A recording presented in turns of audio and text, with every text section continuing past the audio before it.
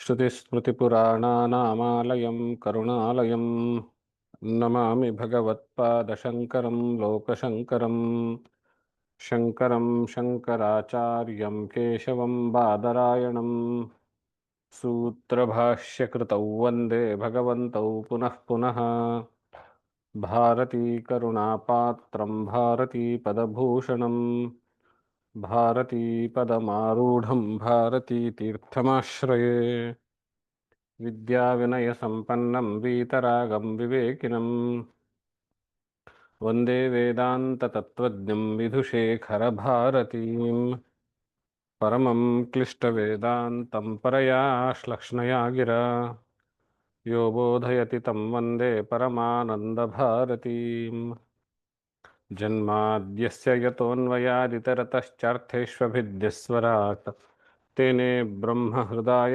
आदिकवये मुह्यन्ति यत्सूरयः तेजो वारिमृदां यथा विनिमयो यत्र त्रिसर्गो मृषा धाम्ना स्वेन सदा निरस्तकुहकं सत्यं परं धीमहि ಜಿಜ್ಞಾಸುಗಳೇ, ಬಾದರಾಯಣ ಪ್ರಣೀತವಾಗಿರುವಂತಹ ಶ್ರೀಮದ್ ಭಾಗವತ ಮಹಾಪುರಾಣ ಅದರಲ್ಲಿ 3ನೇ ಸ್ಕಂದದ ಕೊನೆ ಹಂತದಲ್ಲಿದ್ದೇವೆ. ಭಗವಂತನ ಕುಮಾರ ಅವತಾರವನ್ನು ನೋಡಿದ್ವಿ, ಸನತ್ ಕುಮಾರಾದಿಗಳು. ಆಮೇಲೆ ವರಾಹ ಅವತಾರಗಳನ್ನು ನೋಡಿದ್ವಿ, ನಾರದನ ಅವತಾರವನ್ನು ನೋಡಿದ್ವಿ. ಸೃಷ್ಟಿಯನ್ನು ಮುಂದೆ ವರಿಸಬೇಕು ಅನ್ನುವಂತಹ ಉದ್ದೇಶದಿಂದ ಚತುರ್ಮುಖ ಬ್ರಹ್ಮನ ಮೂಲಕವಾಗಿ ನಾನಾ ಪ್ರಕಾರದ ನಾನಾ ಯೋನಿಗಳ ಜೀವರುಗಳ ಸೃಷ್ಟಿ ವಿಸ್ತಾರವನ್ನು ನೋಡಿದ್ವಿ. ಅದಾದಮೇಲೆ ಮಾನವ ಸೃಷ್ಟಿಯನ್ನು ಮುಂದುವರಿಸುವುದಕ್ಕೋಸ್ಕರವಾಗಿ ಭಗವಂತನ ಶರೀರವೇ 2 ಭಾಗ ಆಗಿ, ಒಂದು ಪುರುಷಾಕೃತಿ ಒಂದು ಸ್ತ್ರೀಯಾಕೃತಿ ಹೊಂದಿಕೊಂಡು ಸ್ತ್ರೀ ಪುರುಷ ಸಮ್ಮೇಳನದಿಂದ ಮುಂದಿನ ಪ್ರಜಾ ಅಭಿವೃದ್ಧಿ ಅಥವಾ ಪ್ರಜಾ ಸಂತಾನ ಅನ್ನುವಂತಹದ್ದು ಮುಂದುವರಿಯಬೇಕು ಅನ್ನುವ ಸಂಕಲ್ಪದಿಂದ ಮನು ಮತ್ತು ಶತರೂಪೆಯರು ಹುಟ್ಟಿದ್ದನ್ನು ನೋಡಿದ್ವಿ. ಆ ಮನು ಮತ್ತು ಶತರೂಪೆಯರಿಗೆ 5 ಜನ ಮಕ್ಕಳು, 2 ಗಂಡು ಮಕ್ಕಳು ಪ್ರಿಯವ್ರತ ಮತ್ತು ಉತ್ತಾನಪಾದ, 3 ಜನ ಹೆಣ್ಮಕ್ಕಳು ಆಕೂತಿ, ದೇವಹೂತಿ ಮತ್ತು ಪ್ರಸೂತಿ ಅನ್ನುವಂತಹದ್ದು. ಆಕೂತಿ ಎನ್ನುವಂತಹ ಮಗಳಿಗೆ ರುಚಿ ಎನ್ನುವಂತಹ ಮಹರ್ಷಿಗೆ ಕೊಟ್ಟು ವಿವಾಹ ಮಾಡಿದ್ದು, ದೇವಹೂತಿಗೆ ಕರ್ದಮ ಅನ್ನುವಂತಹ ಋಷಿಗೆ ಕೊಟ್ಟು ವಿವಾಹ ಮಾಡಿದ್ದು, ಆಮೇಲೆ ಪ್ರಸೂತಿಗೆ ದಕ್ಷ ಪ್ರಜಾಪತಿಗೆ ಕೊಟ್ಟು ವಿವಾಹ ಮಾಡಿದ್ದು. ಈ ಕರ್ದಮ ಮತ್ತು ದೇವಹೂತಿ ಇವರಿಗೆ ವಿವಾಹದ ವಿಷಯವನ್ನು ನಾವು ಕಳೆದ ಪಾಠದಲ್ಲಿ ನೋಡಿದ್ವಿ. ಯಾವ ರೀತಿ ಮನು ಮತ್ತು ಶತರೂಪಿಯರು ವಿವಾಹಾದಿಗಳನ್ನು ನೆರವೇರಿಸಿ ಆಮೇಲೆ ತಮ್ಮ ಬರ್ಹಿಷ್ಪತಿ ನಗರಕ್ಕೆ ಹಿಂತಿರುಗಿದರು. ನಂತರ ಧರ್ಮ ಮಾರ್ಗದಲ್ಲಿ ಪ್ರಜಾ ಆಡಳಿತವನ್ನು ನೋಡ್ತಾ ಇರುವಾಗ ಅಂತಹದ್ದೇ ಎಲ್ಲ ಅವನು ನಡೆಸಿರುವ ಎಲ್ಲ ಬೆಸ್ಟ್ ಪ್ರಾಕ್ಟೀಸ್ಗಳನ್ನು ಸಮಾಜ ಹೇಗೆ ನಡೆಸ್ಕೊಂಡು ಹೋಗಬೇಕು ಅನ್ನುವಂತಹ ಆದರ್ಶಗಳನ್ನು ಏನು ಹಾಕಿಕೊಟ್ಟಿದ್ನೋ ಅವುಗಳನ್ನೇ ನಾವು ಮನುಸಂಹಿತ ಅಂತ ಕರೀತೇವೆ. ನಂತರ ಕಾಲದಲ್ಲಿ ಅದು ಬರೆಯಲ್ಪಟ್ಟು ಗ್ರಂಥೀಕರಣಗೊಂಡಿತು, ಆವಾಗ ಅದಕ್ಕೆ ಮನುಸ್ಮೃತಿ ಅಂತ ಹೆಸರು ಬಂತು ಅನ್ನೋದನ್ನು ನಾವು ನೋಡಿದ್ವಿ. ಈಗ ಪ್ರಜಾಭಿವೃದ್ಧಿಯೇನೇ ಪ್ರಧಾನ ಉದ್ದೇಶ ಇಟ್ಕೊಂಡು ಮನು ಮತ್ತು ಶತರೂಪೆಯರು ಹುಟ್ಟಿದ್ದು, ಅವರಿಂದ ಹುಟ್ಟಿದಂತಹ ದೇವಹೂತಿ, ಆ ದೇವಹೂತಿಯನ್ನ ಚತುರ್ಮುಖ ಬ್ರಹ್ಮನ ನೆರಳಿನಿಂದ ಹುಟ್ಟಿರುವಂತಹ ಕರ್ದಮ ಪ್ರಜಾಪತಿಗೆ ವಿವಾಹ ಮಾಡಿಕೊಡ್ಲಾಯಿತು. ಕರ್ದಮ ಪ್ರಜಾಪತಿಯು ಮದುವೆಯಾದ ನಂತರ ದೇವಹೂತಿಗೆ ಹೇಳಿರ್ತಾನೆ, ನಿನಗೆ ಸಂತಾನ ಆಗುವವರೆಗೂ, ಗರ್ಭಧಾರಣೆ ಆಗುವವರೆಗೂ ನಾನು ನಿನ್ನ ಜೊತೆಗಿರ್ತೇನೆ, ಆಮೇಲೆ ಮತ್ತೆ ನನ್ನ ತಪಶ್ಚರ್ಯಕ್ಕೆ ಹೋಗ್ತೇನೆ ಅನ್ನುವಂತಹ ಮಾತನ್ನು ಹೇಳಿರ್ತಾನೆ. ದೇವಹೂತಿಯು ತನ್ನ ಪತಿಯ ಸೇವೆಯೇ ಪರಮ ತಪಶ್ಚರ್ಯ ಎನ್ನುವ ರೀತಿಯಲ್ಲಿ ತಪಶ್ಚರ್ಯಾದಿಗಳನ್ನು ಗೈದು ಸಂತಾನಾಭಿವೃದ್ಧಿ ಸಂತಾನಗಳನ್ನು ಪಡೆಯೋದಕ್ಕೋಸ್ಕರವಾಗಿ ಕರ್ದಮ ಮಹರ್ಷಿಯ ಮನಸ್ಸನ್ನು ಸೇವೆಯಿಂದ ಗೆದ್ದುಕೊಂಡು ಆಮೇಲೆ ಕರ್ದಮ ಮಹರ್ಷಿಯ ಮನಸ್ಸು ಮೂಡಿದಾಗ ಒಂದು ವಿಮಾನವನ್ನು ತಯಾರು ಮಾಡಿ ಸಕಲ ಭೋಗಗಳಿಂದ ಕೂಡಿರುವಂತಹ ಆ ವಿಮಾನ, ತ್ರಿಲೋಕಗಳಲ್ಲೂ ಸಂಚರಿಸುವಂತಹ ಆ ವಿಮಾನದಲ್ಲಿ ಕರ್ದಮ ಮಹರ್ಷಿಯು ವಾಸುದೇವನಂತೆ ಪುನಃ ಸುಂದರ ಕಾಯವನ್ನು ಪಡೆದು ದೇವಹೂತಿಯಲ್ಲಿ ತನ್ನ ತಪಶ್ಚರ್ಯದ ಸಂಪೂರ್ಣವನ್ನು ವೀರ್ಯ ರೂಪದಲ್ಲಿ ದೇವಹೂತಿಯ ಗರ್ಭದಲ್ಲಿರಿಸಿದಾಗ ಆ ಗರ್ಭವು 9 ವಿಭಾಗವಾಗಿ 9 ಜನ ಕನ್ಯೆಯರು ಹುಟ್ಟುತ್ತಾರೆ. ಆ ಕನ್ಯೆಯರ ಬೆಳೆದು ಮುಂದೆ ಈ ಹಿಂದೆ ನವಬ್ರಹ್ಮರು ಅಂತ ಯಾರನ್ನ ಚತುರ್ಮುಖ ಬ್ರಹ್ಮನು ಸೃಷ್ಟಿ ಮಾಡಿದ್ನೋ ಅವರಿಗೆ ಕೊಟ್ಟು ವಿವಾಹ ಮಾಡಲಾಗ್ತದೆ. ಆ 9 ಜನರು ಕನ್ಯೆಯರು ಹುಟ್ಟಿದ ಮೇಲೆ ದೇವಹೂತಿ ಹೇಳ್ತಾಳೆ, ಸ್ವಾಮಿ ತಾವುಗಳು ಗರ್ಭಾಧಾನದ ನಂತರ ಮತ್ತೆ ಸನ್ಯಾಸವನ್ನು ಹೋಗ್ತೇನೆ, ತಪಶ್ಚರ್ಯವನ್ನು ಪಡಿತೀನಿ ಅಂತ ಹೇಳಿದ್ರಿ. ಆದರೆ ನನಗೊಂದು ಕೊರಗಿದೆ. ನಾನು ತಾವು ಹೋದ ನಂತರ ಇವರ ನನ್ನ ಕೊನೆಯ ಕಾಲದಲ್ಲಿ ಅಂದರೆ ವೃದ್ಧಾಪ್ಯ ಇತ್ಯಾದಿಗಳು ಬಂದಾಗ ನನ್ನ ರಕ್ಷಣೆಗೆ, ಪಾಲನೆಗೆ ಮತ್ತು ನನ್ನ ಆತ್ಮೋದ್ಧಾರ ಆಗೋದು ಹೇಗೆ ಅನ್ನೋದು, ಇದಕ್ಕೋಸ್ಕರ ನೀವು ಕರುಣಿಸಬೇಕು ನನ್ನ ಮೇಲೆ ಅಂತ ಕೇಳಿದಾಗ ಕರ್ದಮ ಪ್ರಜಾಪತಿಗೆ ಈ ಹಿಂದೆ ಭಗವಂತನು ಕೊಟ್ಟಿರುವಂತಹ ವರ ಮತ್ತೆ ಸ್ಮರಣವಾಗ್ತದೆ. ಭಗವಂತನು ನಾರಾಯಣನು ಏನು ವರ ಕೊಟ್ಟಿದ್ದ, ನಾನೇ ನಿನ್ನ ಮನೆಯಲ್ಲಿ ನಿನ್ನ ಉದರದಲ್ಲಿ ಹುಟ್ಟು ಬರ್ತೇನೆ ಅನ್ನುವಂತಹ ಮಾತನ್ನು ನೆನಪಿಸ್ಕೊಳ್ತಾನೆ. ನೆನಪಿಸಿಕೊಂಡು ಮತ್ತೆ ತಪಶ್ಚರ್ಯವನ್ನು ಮಾಡಿ ಭಗವಂತನನ್ನು ಪಡೆದುಕೊಳ್ಳಬೇಕು ಅಂದರೆ ಇನ್ನೊಂದಿಷ್ಟು ತಮ್ಮ ಆಧ್ಯಾತ್ಮಿಕ ಶಕ್ತಿಯನ್ನು ಹೆಚ್ಚಿಸಿಕೊಳ್ಳೋದಕ್ಕೆ ಮತ್ತಷ್ಟು ವರ್ಷಗಳ ತಪಶ್ಚರ್ಯವನ್ನು ಮಾಡಿ ಆಮೇಲೆ ಒಂದು ಸುಮುಹೂರ್ತದಲ್ಲಿ ದೇವಹೂತಿಯ ಸೇವೆ ಮತ್ತು ಕರ್ದಮರ ತಪಸ್ಸು ಆ ಎರಡರ ಫಲವೋ ಎಂಬಂತೆ ದೇವಹೂತಿ ಮತ್ತೆ ಗರ್ಭಿಣಿಯಾಗ್ತಾಳೆ. ಗರ್ಭವು ಅತ್ಯಂತ ಪ್ರಕಾಶಮಾನವಾಗಿ ಬೆಳೀತಾ ಇರ್ತದೆ. ಆ ಸಂದರ್ಭದಲ್ಲಿಯೇ ಚತುರ್ಮುಖ ಬ್ರಹ್ಮಾದಿ ಸಮಸ್ತ ದೇವತೆಗಳು ಅಲ್ಲಿಗೆ ಬಂದು ಪ್ರಾರ್ಥನೆಯನ್ನು ಮಾಡ್ತಾರೆ. ಹಾಗೆ ಪ್ರಾರ್ಥನೆಯನ್ನು ಮಾಡ್ತಾ ಮಾಡ್ತಾ ಈ ಭಗವಂತನ ಅವತಾರ ಏನಿದೆ ಇದು ಇಲ್ಲಿವರೆಗೂ ಆಗಿರುವಂತಹ ಅವತಾರಗಳಿಗಿಂತ ಒಂದು ದೃಷ್ಟಿಯಿಂದ ವಿಭಿನ್ನವಾದದ್ದು. ಹೇಗೆ ವಿಭಿನ್ನ ಅಂತ ಹೇಳಿದ್ರೆ, ಈ ಹಿಂದೆ ಆಗಿರುವಂತಹ ಅವತಾರಗಳೆಲ್ಲವೂ, ಅದು ವರಾಹ ಅವತಾರ ಆಗಿರಲಿ, ನಾರದನ ಅವತಾರ ಆಗಿರಲಿ, ಕುಮಾರರ ಅವತಾರ ಆಗಿರಲಿ, ಅವೆಲ್ಲವೂ ಬ್ರಹ್ಮ ಮನಸ್ಸಿನಿಂದ ಬಂದಿರುವಂಥದ್ದು. ವರಾಹ ಅವತಾರ ಚತುರ್ಮುಖ ಬ್ರಹ್ಮನ ಮೂಗಿನ ಹೊಳ್ಳೆಯಿಂದ ಬಂದಿರುವಂತಹದ್ದು. ಆದರೆ ಸ್ತ್ರೀ ಪುರುಷರ ಸಮ್ಮಿಲನದಿಂದ ತಪಶ್ಚರ್ಯವೇ ವೀರ್ಯವಾಗಿ, ವೀರ್ಯವು ಗರ್ಭ ಪ್ರವೇಶಿಸಿ ಗರ್ಭದಲ್ಲಿ ಬೆಳೆದು ಹುಟ್ಟಿರುವಂತಹ ಮೊಟ್ಟ ಮೊದಲನೇ ಅವತಾರ ಕಪಿಲಾವತಾರ. ಈ ಅವತಾರವು ಜ್ಞಾನ ವಿಜ್ಞಾನಗಳ ಸಂಗಮ ಅನ್ನೋ ರೀತಿಯಲ್ಲಿ ಚತುರ್ಮುಖ ಬ್ರಹ್ಮನು ವರ್ಣನೆಯನ್ನು ಮಾಡ್ತಾರೆ.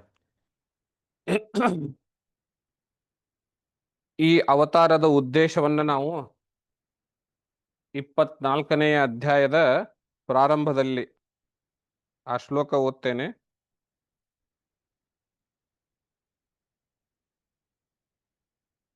ಆ ಶ್ಲೋಕದಲ್ಲಿ ನಮಗೆ ಅರ್ಥವಾಗ್ತದೆ ಕಪಿಲಾವತಾರದ ಉದ್ದೇಶವೇನು ಅನ್ನುವಂತಹದ್ದು.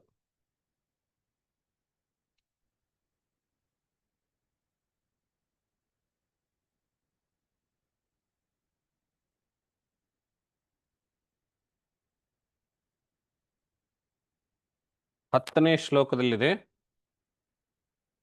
24ನೇ ಅಧ್ಯಾಯ 10ನೇ ಶ್ಲೋಕದಲ್ಲಿ ಭಗವಂತಂ ಪರಂ ಬ್ರಹ್ಮ ಸತ್ವೇನಾಂಶೇನ ಶತ್ರುಹನ್ ತತ್ವಸಂಖ್ಯಾನ ವಿಜ್ಞಪ್ತ್ಯೈ ಜಾತಂ ವಿದ್ಯಾನ್ ಅಜಸ್ವರಾಟ್. ಇಲ್ಲಿ ಮೈತ್ರೇಯನು ವಿದುರನಿಗೆ ಶತ್ರುಹನ್ ಎನ್ನುವಂತಹ ರೀತಿಯಲ್ಲಿ ಸಂಬೋಧಿಸ್ತಾನೆ. ಶತ್ರುಹನ್ ಅಂತ ಹೇಳಿದಾಗ ನಿಮ್ಗೆ ಆಶ್ಚರ್ಯ ಆಗಬಹುದು, ಅದೇನು ವಿದುರ ಮಹಾಯುದ್ಧದಲ್ಲಿ ಆ ಮಹಾಭಾರತ ಯುದ್ಧದಲ್ಲಿ ಭಾಗವಹಿಸಲೇ ಇಲ್ವಲ್ಲ, ತೀರ್ಥಯಾತ್ರಕ್ಕೆ ಹೋಗಿದ್ದಲ್ಲ, ಮತ್ಯಾವ ಶತ್ರುವನ್ನು ಇವನು ಕೊಂದಿದ್ದ ಅಂತ ಪ್ರಶ್ನೆ ಬರ್ಬೋದು. ಆದರೂ ಮೈತ್ರೇಯನು ವಿದುರನಿಗೆ ಶತ್ರುಹನ್ ಎನ್ನುವಂತಹ ಪದದಿಂದ ಸಂಬೋಧಿಸಿರುವುದರ ಮರ್ಮ ಏನು ಅಂತ ಹೇಳಿದ್ರೆ, ಈ ವಿದುರನು ಇತರ ಎಲ್ಲರಂತೆ ಹೊರಗಡೆ ಶತ್ರುಗಳನ್ನ ಹನನ ಮಾಡಿದವನಲ್ಲ, ಕಾಮಕ್ರೋಧಾದಿ ಶತ್ರುಗಳನ್ನು ಹನನ ಮಾಡಿದವನು ಎಂಬ ಅರ್ಥದಲ್ಲಿ ಶತ್ರುಹನ್ ಎನ್ನುವಂತಹ ಪದದಿಂದ ವಿದುರನಿಗೆ ಸಂಬೋಧಿಸಿ ಹೇಳ್ತಾನೆ, ಈ ಭಗವಂತನು ಸ್ವತಂತ್ರನಾಗಿರುವಂತಹ ಈ ಭಗವಂತನು ಪರಂ ಬ್ರಹ್ಮ, ಇವನೇ ಪರಬ್ರಹ್ಮ ವಸ್ತುವು, ಸತ್ವೇನಾಂಶೇನ, ತನ್ನ ತ್ರಿಗುಣಗಳಲ್ಲಿ ಸತ್ವ ಅಂಶದಿಂದ, ಸತ್ವರಜಸ್ತಮ ಅನ್ನುವಂತಹ 3 ತ್ರಿಗುಣಗಳು ತಾನೆ, ಅದರಲ್ಲಿ ಸತ್ವಾಂಶದಿಂದ ತತ್ವ ಸಂಖ್ಯಾನ ವಿಜ್ಞಪ್ತ್ಯೈ, ತತ್ವ ಖ್ಯಾ ಅಂದ್ರೆ ಬೆಳಕು, ಖ್ಯಾನ ಅಂದ್ರೆ ಬೆಳಗುವುದು, ಅದಕ್ಕೇನೆ ಆಖ್ಯಾನ ಅಂತ ಹೆಸರು. ಒಂದು ವಿಷಯದ ಮೇಲೆ ಬೆಳಕು ಹಾಕುವುದಕ್ಕೆ ಆಖ್ಯಾನ ಅಂತ ಕರೀತಾರೆ, ಅದು ಕಥೆ ಅಂತ.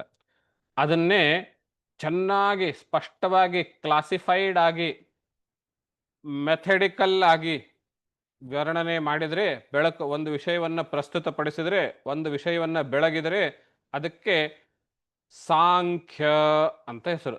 ಸಮ್ಯಕ್ ರೀತಿಯಲ್ಲಿ ಆಖ್ಯಾನಿಸಲ್ಪಟ್ಟಿರುವಂತಹದ್ದು ಅಥವಾ ಸಮ್ಯಕ್ ರೀತಿಯಲ್ಲಿ ಖ್ಯಾನಿಸಲ್ಪಟ್ಟಿರುವಂತಹದ್ದು ಸಾಂಖ್ಯ ಅಂತ ಹೆಸರು.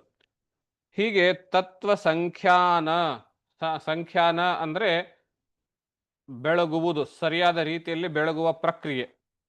ಹಾಗೆ ಬೆಳಗುವ ತತ್ವಕ್ಕೆ ಸಾಂಖ್ಯ ಅಂತ ಹೆಸರು. ತತ್ವ ಸಂಖ್ಯಾನ ವಿಜ್ಞಪ್ತಿ, ಈ ಹಿಂದಿನ ಕಲ್ಪದಲ್ಲಿ ಇರುವಂತಹ ಜ್ಞಾನವು, ತತ್ವ ಅಂದ್ರೆ ಯಾವುದಿಲ್ಲಿ, ಆತ್ಮತತ್ವ ಒಂದೇ, ಪರಬ್ರಹ್ಮ ತತ್ವ ಒಂದೇ. ಆ ಆತ್ಮತತ್ವವನ್ನ, ಪರಬ್ರಹ್ಮ ತತ್ವವನ್ನ ಈ ಹಿಂದಿನ ಕಲ್ಪದಲ್ಲಿ ಯಾವ ಲಯಕಾಲದಲ್ಲಿ ಭಗವಂತನಲ್ಲಿಗೇನೆ ಒಂದಾಗೋಗಿತ್ತೋ ಅದನ್ನ ಹೊರಹಾಕುವಂತಹ ಕಾಲ ಬಂದಿದೆ ಇವಾಗ. ನೋಡಿ, ಜಗತ್ತಿನ ಸೃಷ್ಟಿ ಆಗ್ತಾ ಇದೆ, ಅನೇಕಾನೇಕರು ಮಹಾಮಹಿಮರು ಹುಟ್ಕೊಂಡಿದ್ರು. ಆದರೆ ಜನಸಾಮಾನ್ಯರಿಗೆ ಜ್ಞಾನದ ಬೇರೆ ಬೇರೆ ಕವಲುಗಳು, ಜ್ಞಾನದ ಬೇರೆ ಬೇರೆ ಚಿಂತನೆಗಳು ಬೇಕಲ್ಲ. ಅದಕ್ಕೋಸ್ಕರವಾಗಿ ಭಗವಂತನೇ ಸ್ವತಃ ಜ್ಞಾನವನ್ನು, ತತ್ವಜ್ಞಾನವನ್ನು ಸಮ್ಯಕ್ ರೀತಿಯಲ್ಲಿ ಪ್ರತಿಪಾದನೆ ಮಾಡುವ ಮತ್ತು ಈ ಹಿಂದೆ ಇರುವಂತಹ ಜ್ಞಾನವನ್ನೇ, ಹಿಂದಿನ ಕಲ್ಪದಲ್ಲಿಯೇ ಇರುವಂತಹ ಜ್ಞಾನವನ್ನೇ ವಿಜ್ಞಪ್ತಿ, ಪುನಃ ಮತ್ತೆ ನೆನಪಿಸಿಕೊಳ್ಳಲು, ವಿದ್ಯಾನ್ ಅಜಸ್ವರಾಟ್ ಜಾತಂ, ವಿದ್ಯಾನ್ ಅಜಸ್ವರಾಟ್ ಜಾತಂ, ಅದಕ್ಕಾಗಿ ಹುಟ್ಟಿರುವಂತಹದ್ದು ವಿದ್ಯೆಯನ್ನ, ತತ್ವಸಂಖ್ಯಾನ ಎನ್ನುವಂತಹದ್ದನ್ನ ಮತ್ತೆ ನೆನಪಿಸಿಕೊಡಲು, ಈ ಹೊಸ ಸೃಷ್ಟಿಯಲ್ಲಿ ಜನರಿಗೆ ತಿಳಿ ಹೇಳಲು ಆ ಭಗವಂತನು ಅವತಾರ ಮಾಡಿದನು ಅನ್ನುವಂತಹದ್ದು. ಈ ಅವತಾರಕ್ಕೆ ಕಪಿಲಾವತಾರ ಅನ್ನುವಂತಹದ್ದು ಹೆಸರು. ಈ ಹೆಸರನ್ನು ಕೊಟ್ಟಿರುವುದು ಕೂಡ ಸಾಕ್ಷಾತ್ ಪರಬ್ರಹ್ಮನೇ.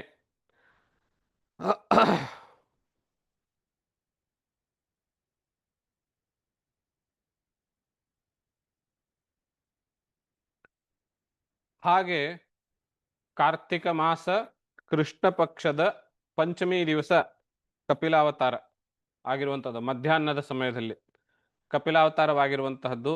ಹಾಗೆ ಆ ಕಪಿಲಾವತಾರವಾದ ಸಂದರ್ಭದಲ್ಲಿಯೇನೆ ಅನೇಕ ಋಷಿಮುನಿಗಳು, ಜ್ಞಾನಿಗಳು, ತಪಸ್ವಿಗಳು, ಚತುರ್ಮುಖ ಬ್ರಹ್ಮಾದಿಗಳು ಎಲ್ಲರೂ ಅಲ್ಲಿ ಬಂದು ಸೇರ್ತಾರೆ ಭಗವಂತನ ಸ್ವಾಗತಕ್ಕೋಸ್ಕರ, ಭಗವಂತನನ್ನ ಪ್ರಾರ್ಥನೆ ಮಾಡುವುದಕ್ಕೋಸ್ಕರವಾಗಿ.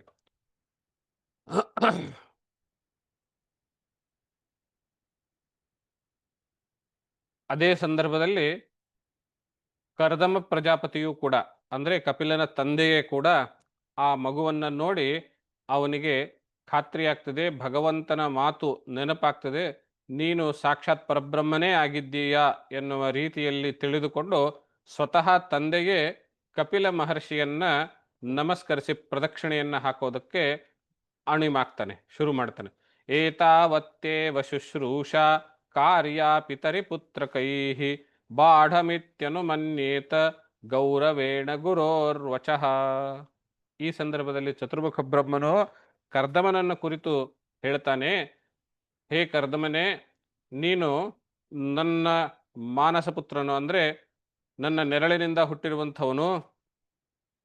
ಮಗನ ಅತ್ಯಂತ ಹೆಚ್ಚಿನ ಕಾರ್ಯ ಏನು ಅಂತ ಹೇಳಿದ್ರೆ, ತಂದೆಗೆ ಮಾಡಬೇಕಾಗಿರುವಂತಹ ಬಹಳ ದೊಡ್ಡ ಸೇವೆ ಯಾವುದು ಅಂತ ಹೇಳಿದ್ರೆ ಅವರ ಮಾತನ್ನು ನಡೆಸಿಕೊಡುವಂತಹದ್ದು. ಏತಾವತ್ತೇವ ಶುಶ್ರೂಷಾ ಕಾರ್ಯ ಪಿತರಿ ಪುತ್ರಕೈಹಿ. ತಂದೆಯ ಸೇವೆ ಮಾಡಬೇಕಾಗಿರುವಂತಹವರು ಏನು ಮಾಡಬೇಕು? ಅವರ ಮಾತನ್ನು ನಡೆಸಿಕೊಡ್ಬೇಕಾದ. ನೀನು ನನ್ನ ಮಾತನ್ನು ನಡೆಸಿಕೊಟ್ಟಿದ್ದೀಯಾ? ಬಾಢಮಿತ್ಯನುಮನ್ಯೇತ. ನೀನು ನನ್ನ ಮಾತನ್ನು ಬಾಢಂ ಸರಿಯಾಗಿ ಮಾಡಿದ್ದೀಯಾ? ಏನು ಮಾತು? ಸಂತಾನವನ್ನ ಪ್ರಜಾ ಅಭಿವೃದ್ಧಿ ಕಾರ್ಯವನ್ನು ಮುಂದುವರಿಸಬೇಕು. ನಿನ್ನಿಂದ ಈ 9 ಜನ ಕನ್ಯೆಯರು ಹುಟ್ಟಿದ್ರು ಮತ್ತು ಸಾಕ್ಷಾತ್ ಭಗವನ್ ನಾರಾಯಣನೇ ಕಪಿಲಾವತಾರದಲ್ಲಿ ಹುಟ್ಟಿರುವಂತಹವನು. ಆಗ ಅದಕ್ಕೆ ಭಗವಂತನು ಹೇಳ್ತಾನೆ, ಚತುರ್ಮುಖ ಬ್ರಹ್ಮನು ಹೇಳ್ತಾನೆ ಮುಂದೆ, ಈ 9 ಕನ್ಯೆಯರು ನನ್ನ ಹಿಂದೆ ಇರುವಂತಹ ಈಗಾಗಲೇ ಹುಟ್ಟಿರುವಂತಹ ಆ ನವಬ್ರಹ್ಮರಿಗೆ ಕೊಟ್ಟು ವಿವಾಹಾದಿಗಳನ್ನು ಮಾಡು. ಅವರಿಂದ ಜಗತ್ತು ಪ್ರಜಾಭಿವೃದ್ಧಿ ಅನ್ನುವಂಥದ್ದು, ಮಾನವ ಸಂತಾನ ಅನ್ನುವಂಥದ್ದು ಮುಂದೆ ಬೆಳೆಯಲಿ ಅನ್ನುವಂಥದ್ದು ಹೇಳ್ತಾ, ಈ ಅವತಾರಕ್ಕೆ, ಈ ನಾರಾಯಣನ ಈ ಅವತಾರಕ್ಕೆ ಕಪಿಲಾವತಾರ ಎಂಬ ಹೆಸರಿನಿಂದ ಸಾಕ್ಷಾತ್ ಚತುರ್ಭುಕನೇ ಅದಕ್ಕೆ ಹೆಸರನ್ನು ಕೊಟ್ಟಿರುವಂತಹನು.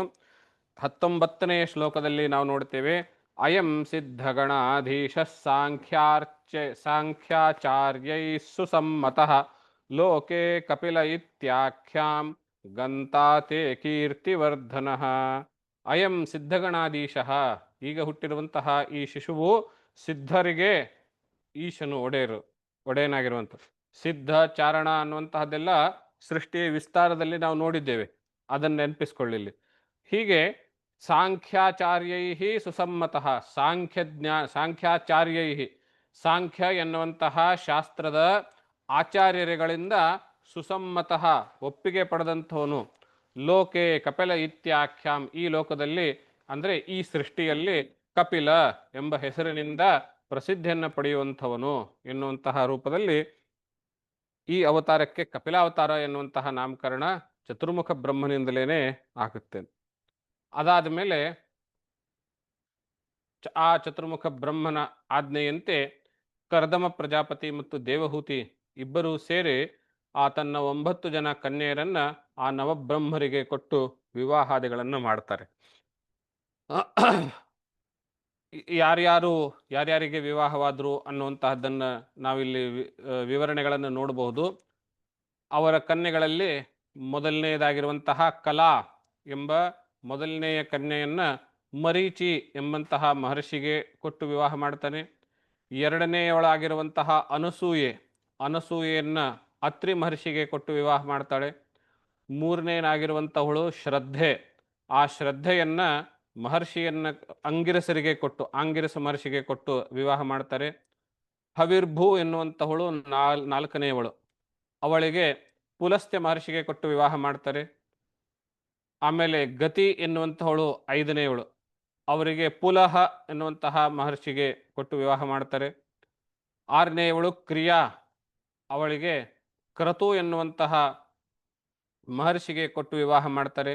7ನೇಯವಳು ಖ್ಯಾತಿ, ಅವಳಿಗೆ ಭೃಗು ಮಹರ್ಷಿಗೆ ಕೊಟ್ಟು ವಿವಾಹ ಮಾಡ್ತಾರೆ. 8ನೇಯವಳು ಅರುಂಧತಿ, ಅವಳಿಗೆ ವಸಿಷ್ಠರಿಗೆ ಕೊಟ್ಟು ವಿವಾಹ ಮಾಡ್ತಾರೆ. 9ನೇಯವಳು ಶಾಂತಿ, ಅವರಿಗೆ ಅಥರ್ವ ಅನ್ನುವಂತಹ ಮಹರ್ಷಿಗೆ ಕೊಟ್ಟು ವಿವಾಹವನ್ನು ಮಾಡ್ತಾರೆ. ಹೀಗೆ 9 ಜನ ಕನ್ಯೆಯರನ್ನ 9 ನವಬ್ರಹ್ಮರಿಗೆ, ಈ ಹಿಂದೆ ಹೇಳಿರುವಂತಹ ನವಬ್ರಹ್ಮರಿಗೆ, ಅದರಲ್ಲಿ 10ನೇದಾಗಿರುವಂತಹವನು ನಾರದನು. ಯಾಕೆ ಅವನನ್ನು 10ನೇಯವನು ಎಂಬುದಾಗಿ ಪರಿಗಣಿಸಿದರು ಅಂದರೆ, ಈ 9 ಜನರು ಗೃಹಸ್ಥಾಶ್ರಮವನ್ನು ಪಡೆದು ಮುಂದೆ ಪ್ರಜಾಭಿವೃದ್ಧಿಯನ್ನ ಮಾಡ್ತಾರೆ. ಆದರೆ ನಾರದರು ಬ್ರಹ್ಮಚಾರಿಯಾಗಿ ಉಳಿದುಕೊಳ್ತಾರೆ. ಆದ್ರಿಂದ ಅವರಿಗೆ ಈ 9ಕ್ಕಿಂತ ಬೇರೆಯಾಗಿ ಗಣಿಸಲ್ಪಡುತ್ತದೆ, 10ನೇಯವನು ಅನ್ನೋ ಅರ್ಥದಲ್ಲಿ. ಹೀಗೆ ಸಾಕ್ಷಾತ್ ಭಗವಂತನು ಕಪಿಲ ಅವತಾರದಲ್ಲಿ ದೇವಹೂತಿ ಮತ್ತು ಕರ್ದಮರ ಮನೆಯಲ್ಲಿ ಜನ್ಮವನ್ನ ತಾಳಿ, ನಂತರ ಚತುರ್ಮುಖ ಬ್ರಹ್ಮನ ಆದೇಶದಿಂದ ಕಪಿಲರ 9 ಜನ ಅಕ್ಕಂದಿರು, ಅಂದರೆ ಕರ್ದಮ ದೇವಹೂತಿಯರ ಮೊದಲು 9 ಜನ ಹುಟ್ಟಿದ್ರು, ಅವರು ಆ ನವಬ್ರಹ್ಮರಿಗೆ ವಿವಾಹಾದಿಗಳನ್ನು ಮಾಡಿ, ಆವಾಗ ಕರ್ದಮನು ಕಪಿಲ ಮಹರ್ಷಿಯಲ್ಲಿ ಬಂದು ಆಜ್ಞೆಯನ್ನು ಕೇಳ್ತಾನೆ. ಏನು ಅಂತ ಹೇಳಿದ್ರೆ, ಇನ್ನು ಮೇಲೆ ನನ್ನ ತಂದೆಯಾಗಿರುವಂತಹ ಚತುರ್ಮುಖ ಬ್ರಹ್ಮನು ನನಗೆ ಕೊಟ್ಟಿರುವಂತಹ ಆದೇಶಗಳು ಕರ್ತವ್ಯಗಳು ಅನ್ನುವಂತಹದ್ದೆಲ್ಲ ಮುಗೀತು. ನಾನು ಗೃಹಸ್ಥಾಶ್ರಮವನ್ನು ಸ್ವೀಕರಿಸಿದೆ, ದೇವಹೂತಿಯನ್ನು ಸಂತೃಪ್ತಿಗೊಳಿಸಿದೆ, ಸಂತಾನವನ್ನೂ ಪಡೆದೆ, ಅವರನ್ನು ಯೋಗ್ಯ ವರರಿಗೆ ಕೊಟ್ಟು ವಿವಾಹವನ್ನು ಮಾಡಿದೆ. ಭಗವಂತನಂದಂತಹ ನಿನಗೇನೆ ನಾನು ಈ ಭೂಮಿಯಲ್ಲಿ ಅವತಾರ ಮಾಡೋದಕ್ಕೆ ಕಾರಣನಾದೆ. ಅಂತಹ ಪುಣ್ಯ ನನಗೆ ದೊರಕಿರುವಂತಹದ್ದು, ತಪಶ್ಚರ್ಯದ ಫಲವೋ ದೊರಕಿರುವಂತಹದ್ದು. ಇನ್ನು ಮುಂದೆ ತಾಯಿಯಾದಂತಹ ದೇವಹೂತಿಯನ್ನ ನೋಡಿಕೊಳ್ಳುವಂತಹದ್ದು ಅದು ನಿನ್ನ ಜವಾಬ್ದಾರಿ. ನನ್ನ ಕರ್ತವ್ಯಗಳೆಲ್ಲ ಮುಗೀತು. ಇನ್ನು ನಾನು ಸನ್ಯಾಸವನ್ನು ತೆಗೆದುಕೊಂಡು ಆತ್ಮೋದ್ಧಾರಕ್ಕಾಗಿ ಹೊರಡ್ತೇನೆ ಅನ್ನುವಂತಹ ರೀತಿಯಲ್ಲಿ ತನ್ನ ಮಗನಾದ ನಾರಾಯಣನಿಗೆ, ಕಪಿಲಾವತಾರದಲ್ಲಿರುವಂತಹ ನಾರಾಯಣನಿಗೆ ಹೇಳಿ ಅವನಿಂದ ಭಗವಂತನಿಂದ ಆಜ್ಞೆಯನ್ನು ಪಡೆದು ಅವರು ಸನ್ಯಾಸವನ್ನು ಪಡೆಯೋದಕ್ಕೆ ಕಾಡಿಗೆ ಹೊರಡ್ತಾರೆ. ಈ ಕಡೆ ದೇವಹೂತಿ ಪ್ರತಿನಿತ್ಯವೂ ಆ ಮಗನ ಜೊತೆಗೆ ಗಂಡ ಸನ್ಯಾಸಾಶ್ರಮವನ್ನು ಪಡೆದುಕೊಂಡೋದ, ಮಕ್ಕಳೆಲ್ಲರೂ ಎಲ್ಲ ಹೆಣ್ಣುಮಕ್ಕಳಿಗೂ ವಿವಾಹವನ್ನು ಮಾಡಿದರು. ಅವರವರ ಗಂಡನ ಮನೆಗೆ ಹೋದರು. ಇನ್ನು ಆ ಬಿಂದು ಸರೋವರದ ಆಶ್ರಮದಲ್ಲಿ ಇರುವಂತಹವರು ದೇವಹೂತಿ ಮತ್ತು ಕರ್ದಮ, ತಾಯಿ ಮಗ. ಪ್ರತಿನಿತ್ಯವೂ ಆ ಕರ್ದಮನಿಗೆ ಬೇಕಾಗುವಂತಹ ಅಗ್ನಿಕಾರ್ಯಾದಿ ಕರ್ಮಗಳಿಗೆ ಅನುಕೂಲ ಮಾಡಿಕೊಡುವಂತಹದ್ದು ಮತ್ತು ಅಡಿಗೆ ಇತ್ಯಾದಿಗಳನ್ನು ಮಾಡಿಕೊಡುವಂತಹದ್ದು, ಹೀಗೆ ಕಾಲ ಕಳೀತಾ ಇರುವಂಥ ಆ ಸಂದರ್ಭದಲ್ಲಿ ಒಂದು ದಿವಸ ದೇವಹೂತಿಗೆ ನೆನಪಾಗ್ತದೆ, ಭಗವಂತನು ಹಿಂದೆ ಒಂದು ಮಾತನ್ನು ಹೇಳಿದ್ದ. ಭಗವಂತನು ಅಂದರೆ ಇಲ್ಲಿ ಚತುರ್ಮುಖ ಬ್ರಹ್ಮನನ್ನ ಕುರಿತು ಹೇಳ್ತಾ ಇದ್ದಾಳೆ. ಹಿಂದೆ ಈ ಮಗು ಹುಟ್ಟಿದಾಗ ಚತುರ್ಮುಖ ಬ್ರಹ್ಮಾದಿಗಳು ಬಂದಾಗ ಒಂದು ಮಾತು ಹೇಳಿದರು ನನಗೆ, ಈ ಮಗನೇ ನಿನಗೆ ಉದ್ಧಾರವನ್ನು ಮಾಡುವಂಥವನಾಗ್ತಾನೆ ಅಂತ ಹೇಳಿದ್ರು. ಆದ್ದರಿಂದ ನಾನು ಇಷ್ಟು ವರ್ಷಗಳ ಕಾಲ ಈ ಭೋಗಮಯ ಇಂದ್ರಿಯಗಳಿಂದ ಕೂಡಿಕೊಂಡು ಇಂದ್ರಿಯಗಳ ಎಲ್ಲ ಭೋಗಗಳನ್ನು ಅನುಭವಿಸಿದೆ ನಾನು. ಇನ್ನು ಮೇಲೆ ಇದು ಸಾಕು ಅಂತ ಅನ್ನಿಸ್ತಾ ಇದೆ. ಆದ್ದರಿಂದ ನನಗೆ ಉದ್ಧಾರವಾಗುವಂತಹ ಮಾರ್ಗವನ್ನು ಕಪಿಲನಿಂದ ತಿಳಿದುಕೊಳ್ಬೇಕು ಎನ್ನುವಂತಹ ರೀತಿಯಲ್ಲಿ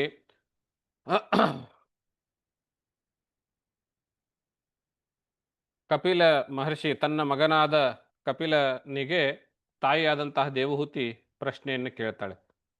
ಭಗವಂತನ ಅವತಾರ ತಂದೆಯನ್ನು ಸನ್ಯಾಸವನ್ನು ಕಳಿಸೋದ್ರ ಮೂಲಕ ಉದ್ಧಾರವನ್ನು ಮಾಡಿತು, ತಾಯಿಯನ್ನು ಇವಾಗ ಜ್ಞಾನೋಪದೇಶ ಮಾಡುವುದರ ಮೂಲಕ ಉದ್ಧಾರವನ್ನು ಮಾಡ್ತಾ ಇದೆ. 25ನೆಯ ಅಧ್ಯಾಯದಲ್ಲಿ ತಾಯಿಯಾದಂತಹ ದೇವಹೂತಿಯು ಕಪಿಲನಿಗೆ ಮಾಡಿರುವಂತಹ ಪ್ರಶ್ನೆಯನ್ನು ನಾವು ನೋಡ್ತೇವೆ.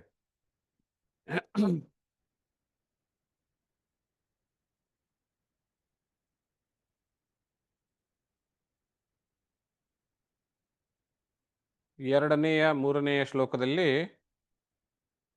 ಪ್ರಶ್ನೆ ಈ ಥರ ಇರ್ತದೆ. ನಿರ್ವಿಣ್ಣಾಂ ನಿತರಾಂ ಭೂಮನ್ ನ ಸದಿಂದ್ರಿಯ ತರ್ಪಣಾತ್ ಯೇನ ಸಂಭಾವ್ಯಮಾನೇನ ಪ್ರವಿಷ್ಟಾಂಧಂ ತಮಃ ಪ್ರಭೋ. ಹೇ ಪ್ರಭೋ, ಇಂದ್ರಿಯ ತರ್ಪಣಾತ್, ನಾನು ಇಷ್ಟು ವರ್ಷ ನನ್ನ ಇಂದ್ರಿಯಗಳನ್ನು ಸಂತೃಪ್ತಿಗೊಳಿಸ್ತಾ ನಿರ್ವಿಣ್ಣ ನಿತರಾಂ, ನಾನು ನಿರ್ವಿಣ್ಣಲಾಗಿ ಹೋಗಿದ್ದೇನೆ. ಅದರಿಂದ ಯಾವುದೇ ರೀತಿಯ ಸಂತೋಷ, ಶಾಶ್ವತ ಆನಂದ ಅನ್ನುವಂತಹದ್ದು ನನಗೆ ಗೊತ್ತಾಗಿಲ್ಲ, ನನಗೆ ಅನುಭವಕ್ಕೆ ಬಂದಿಲ್ಲ. ನಾನು ದಿನದಿಂದ ದಿನಕ್ಕೆ ಅಂಧತಮಃ, ಪ್ರವಿಷ್ಟಾಂಧತಮಃ, ಅಂಧಕಾರವನ್ನೇ ಅಂದರೆ ಈ ಸಂಸಾರವನ್ನೇ ಒಳಗಡೆ ಹೋಗ್ತಾ ಇದ್ದೀನಿ. ತಸ್ಯತ್ವಂ ತಮಸೋಂಧಸ್ಯ ದುಷ್ಪಾರಸ್ಯಾದ್ಯಪಾರಗಃ ಸಚ್ಚಕ್ಷುರ್ಜನ್ಮನಾಮಂತೆ ಲಬ್ಧಂ ಮೇ ತ್ವದನುಗ್ರಹಾತ್. ಆ ಅಂಧಕಾರವನ್ನು ದುಷ್ಪಾರವಾದ ಅಂದರೆ ದಾಟಲು ಅಸಾಧ್ಯವಾದ, ದಾಟಲು ದುಸ್ಸಹವಾಗಿರುವಂತಹ ಆ ಸಂಸಾರ ಸಾಗರವನ್ನು ದಾಟಿಸುವುದಕ್ಕೋಸ್ಕರ ನೀನು ಭಗವಂತನ ಅನುಗ್ರಹದಿಂದಲೇ ನೀನು ನನ್ನ ಮಗನಾಗಿ ಹುಟ್ಟಿದ್ದೀಯಾ ಎನ್ನುವುದಾಗಿ ನಾನು ತಿಳಿದುಕೊಂಡಿದ್ದೇನೆ. ಈ ಕತ್ತಲೆಯಲ್ಲಿ ನನಗೆ ದಾರಿ ತೋರಿಸುವಂಥವನು ನೀನೇ. ಸಚ್ಚಕ್ಷು ಜನ್ಮನಾಮಂತೆ, ನೀನೇ ನನಗೆ ಕಣ್ಣುಗಳು ಇದ್ದ ಹಾಗೆ ಅಂತ ಹೇಳ್ತಾ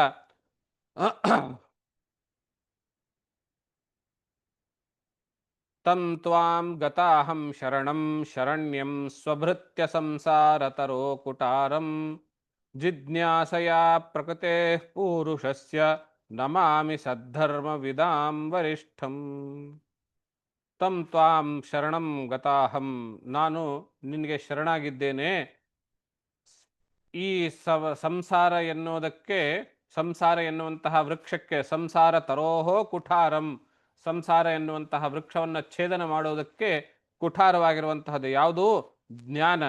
ಆ ಜ್ಞಾನವನ್ನು ಜಿಜ್ಞಾಸಯ, ಆ ಜ್ಞಾನವನ್ನು ತಿಳಿದುಕೊಳ್ಳಬೇಕು ಎನ್ನುವಂತಹ ಆಸೆಯಿಂದ ಯಾವುದನ್ನು ತಿಳ್ಕೊಳ್ಳೋದ್ರಿಂದ ಸಾಧ್ಯ? ಅದು ಪ್ರಕೃತೇ ಪೂರುಷಸ್ಯ, ಪ್ರಕೃತಿ ಮತ್ತು ಪುರುಷ ಇವರ ಬಗ್ಗೆ ತಿಳಿದುಕೊಳ್ಳುವುದರ ಮೂಲಕ ತಿಳಿದುಕೊಳ್ಳುವಂತಹ ಜ್ಞಾನ ಏನಿದೆಯೋ ಆ ಜ್ಞಾನವೇ ಈ ಸಂಸಾರ ವೃಕ್ಷವನ್ನು ಛೇದನ ಮಾಡುವಂತಹ ಕುಠಾರವು, ಕೊಡಲಿಯು. ಅದನ್ನು ನಾನು ಸದ್ಧರ್ಮ ವಿಧಾಂ ವರಿಷ್ಠಂ, ಅದನ್ನು ತಿಳಿದುಕೊಳ್ಬೇಕು ಎನ್ನುವಂಥ ಅಪೇಕ್ಷೆ ಪಟ್ಟಿದ್ದೇನೆ, ನನಗೆ ನೀನು ಉಪದೇಶ ಮಾಡಬೇಕು ಎನ್ನುವಂತಹ ರೀತಿಯಲ್ಲಿ ದೇವಹೂತಿ ಕಪಿಲರಿಗೆ, ಕಪಿಲಾವತಾರದಲ್ಲಿರುವಂತಹ ನಾರಾಯಣನಿಗೆ ಪ್ರಾರ್ಥನೆಯನ್ನು ಮಾಡಿಕೊಳ್ತಾರೆ. ಆಗ ಭಗವಂತನು ತಾಯಿಯನ್ನು ಕುರಿತು ಹೇಳ್ತಾನೆ.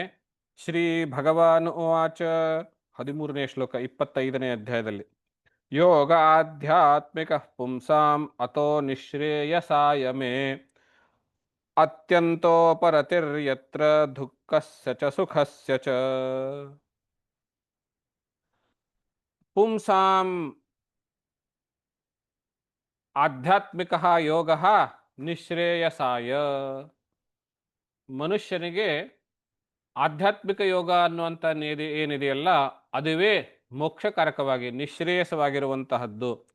ಅದು ಅತ್ಯಂತೋಪರತಿ, ಆತ್ಯಂತಿಕವಾಗಿರುವಂತಹ ಉಪರತಿ. ಉಪರತಿ ಅಂದರೆ ಶಾಂತಿ, ಆತ್ಯಂತಿಕವಾಗಿರುವಂತಹ ಶಾಂತಿ. ಯಾವುದರಿಂದ? ದುಃಖಸ್ಯ ಚ ಸುಖಸ್ಯ ಚ, ದುಃಖದಿಂದಲೂ ಶಾಂತಿ ನಿವೃತ್ತಿ, ಸುಖದಿಂದಲೂ ನಿವೃತ್ತಿ. ಅದೇನ್ರಿ ಸುಖದಿಂದಲೂ ನಿವೃತ್ತಿ ಅಂತ ಹೇಳಿದ್ರಲ್ಲ? ಇಂದ್ರಿಯ ವಿಷಯಗಳ ಸಂಯೋಗದಿಂದ ಉಂಟಾಗಿರುವಂತಹ ಸುಖ ಏನಿದೆ ಆ ಸುಖದಿಂದ ನಿವೃತ್ತಿ ಅನ್ನುವಂತಹದ್ದು ಮಾತು ಹೇಳ್ತಾ, ತಮಿಮಂ ತೇ ಪ್ರವಕ್ಷ್ಯಾಮಿ ಯಮವೋಚಂ ಪುರಾನಘೆ ಋಷೀಣಾಂ ಶ್ರೋತು ಕಾಮಾನಾಂ ಯೋಗ ಮುರ್ವಂಗನೈ ಪುಣಂ.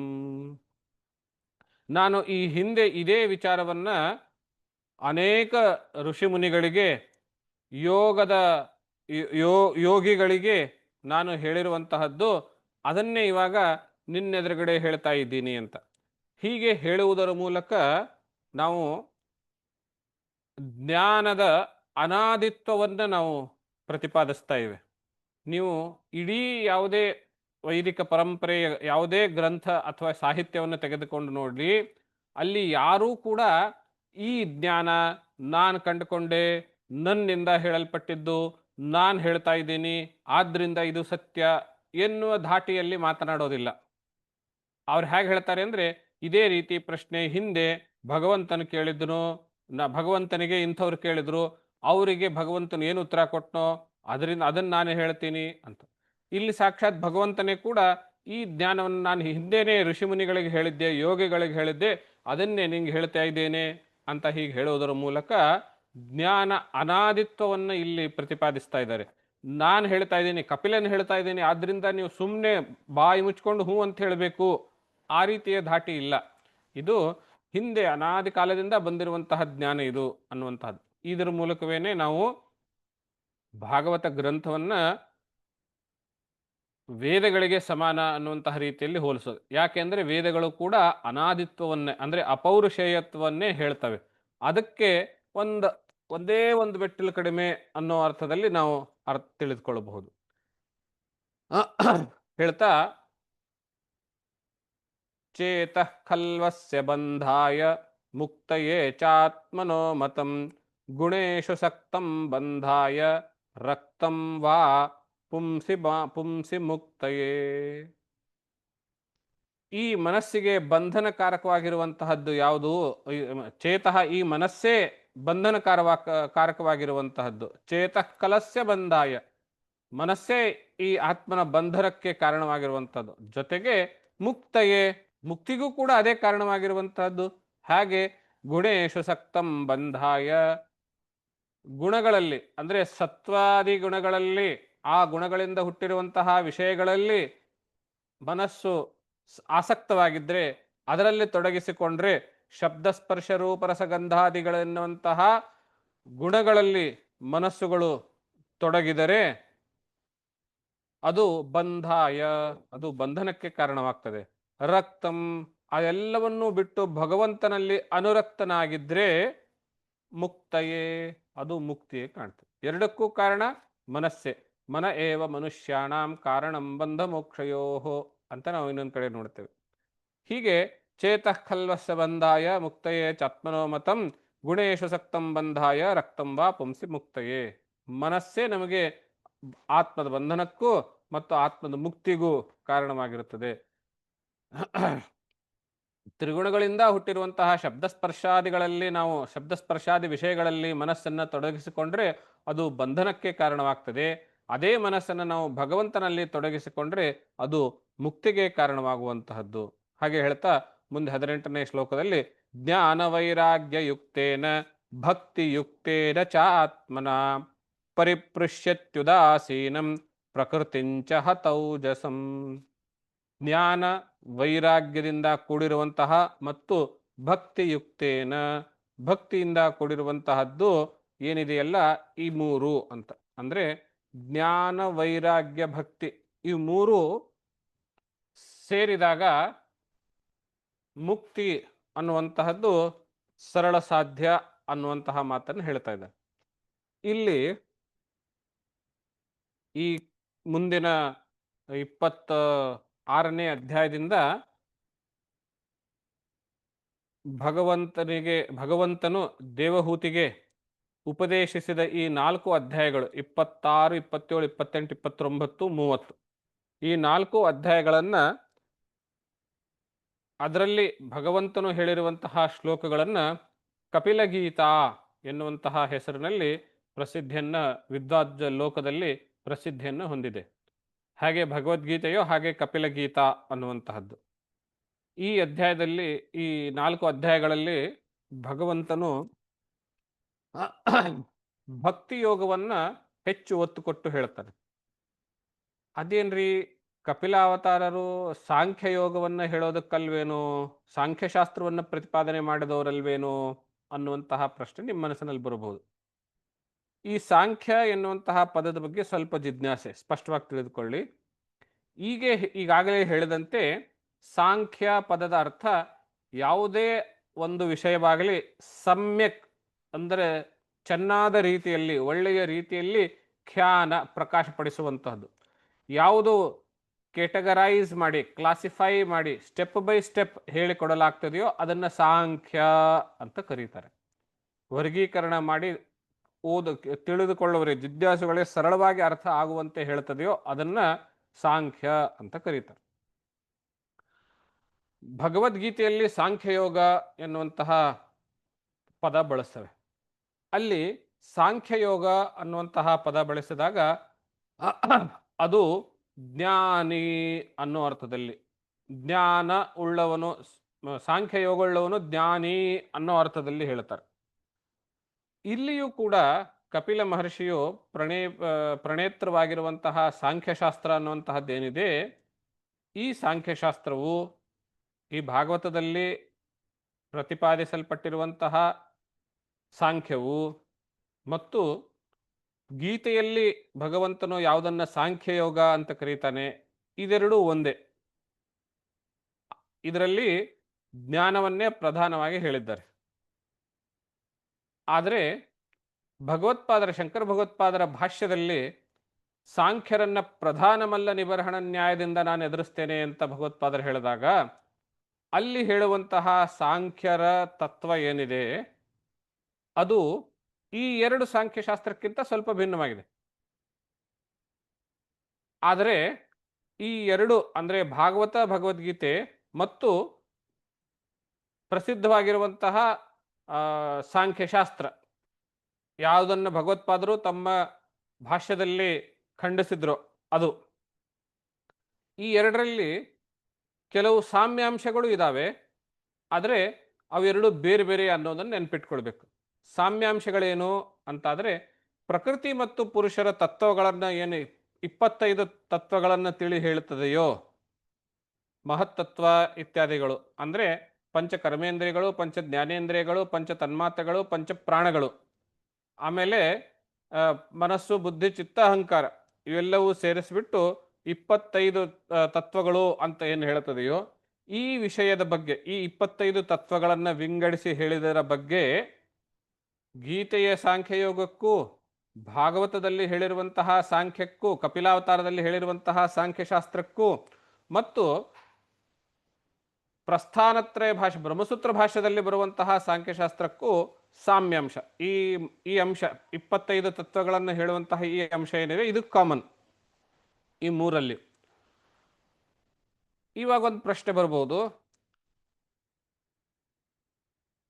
ಸಾಂಖ್ಯಶಾಸ್ತ್ರದ ಪ್ರಣೇತೃಗಳು ಕಪಿಲರು, ಕಪಿಲರು ಭಗವಂತನಾದ ವಿಷ್ಣುವಿನ ಅವತಾರವು, ಅವರು ಹೇಳಿರುವಂತಹ ಸಾಂಖ್ಯಶಾಸ್ತ್ರವನ್ನ ಶಿವಾವತಾರಿಯಾಗಿರುವಂತಹ ಶಂಕರರು ಖಂಡಿಸಿದ್ರಲ್ಲ, ಬರೀ ಖಂಡಿಸಿದ್ದಷ್ಟೇ ಅಲ್ಲ, ಪ್ರಧಾನ ಮಲ್ಲ ನಿಬರ್ಹಣ ನ್ಯಾಯ ಅಂತಂದ್ರೆ ನನಗೆ ಅತ್ಯಂತ ಪ್ರಬಲವಾಗಿರುವಂತಹ ಎದುರಾಳಿ ಯಾರು ಅಂದ್ರೆ ಅದು ಸಾಂಖ್ಯರು ಅನ್ನೋ ಅರ್ಥದಲ್ಲಿ ಹೇಳ್ತಾರಲ್ಲ, ಇದು ಜೀರ್ಣ ಮಾಡ್ಕೊಳ್ಳಿಕ್ಕೆ ಸ್ವಲ್ಪ ಕಷ್ಟ ಅಲ್ಲ, ಹೇಗಿದು ಅಂತ ಯೋಚನೆ ಮಾಡಿದಾಗ ಉತ್ತರ ಏನು ಇದಕ್ಕೆ ಅಂತಾದರೆ, ಈ 25 ತತ್ವಗಳನ್ನು ವ್ಯಾಖ್ಯಾನಿಸಲ್ಪಡುವಾಗ ಅಥವಾ ಕ್ಲಾಸಿಫೈ ಮಾಡುವವರೆಗೆ ಕಪಿಲರು ಹೇಳಿರುವಂತಹದ್ದು ಇದೆಲ್ಲವೂ ಸರಿಯೇ ಇದೆ ಇಲ್ಲಿವರೆಗೆ.